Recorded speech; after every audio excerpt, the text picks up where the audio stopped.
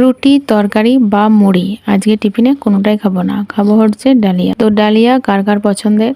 Dahlia তো আমার ভীষণ পছন্দের। তো আজকে ডালিয়াটা করব মসুরির ডাল দিয়ে, মুগ ডাল দিয়েও এটা খেতে ভালো লাগে। আর আমি ডালিয়াতে বিভিন্ন রকমের সবজি দিয়ে খেতে ভীষণ পছন্দ করি, কারণ সব রকম সবজিও খাওয়া হয় আর তার সঙ্গে পেটটাও কিন্তু অনেকক্ষণ পর্যন্ত ভরা থাকে। এটা কিন্তু একটা হেলদি ব্রেকফাস্ট।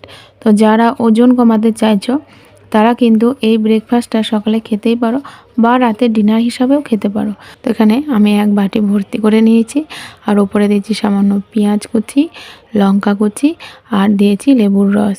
তো একসঙ্গে মিশিয়ে নেবো। আর কিছুটা মটরশুঁটিও নিয়েছি, খিচুড়ির সঙ্গে দিতে পারতাম কিন্তু তখন ভুলে গেছি, দেখতে ভুলে গেছি, টেবিলে রাখা ছিল। কাঁচা মটরশুঁটিটাও কিন্তু খেতে ভালোই লাগছিল। আর ডালিয়াটা আমি গরম গরমই খাই, কারণ গরম গরমই আমার ভালো লাগে।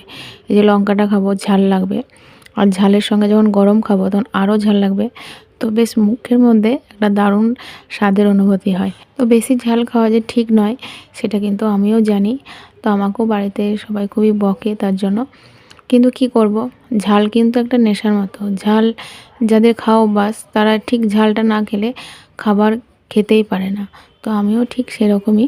তো তোমাদের কেমন লাগে ডালিয়া খেতে অবশ্যই কমেন্টে জানাবে। আর ওইদিকে আমার শাশুড়ি মা খেতে খেতে ডাকছে, তো চলো দেখে আসি কি বলছে।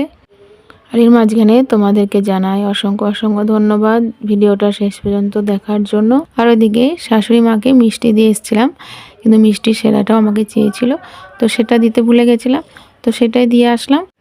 তো চলো তাড়াতাড়ি করে টিফিনটা সেরে ফেলি, আর বেশি গল্প করলে কাজের সমস্ত লেট হয়ে যাবে। তো টিফিন খেয়ে ফুল এনার্জি নিয়ে কাজে নেমে পড়বো। তো সকলে খুব ভালো থাকবে, টাটা।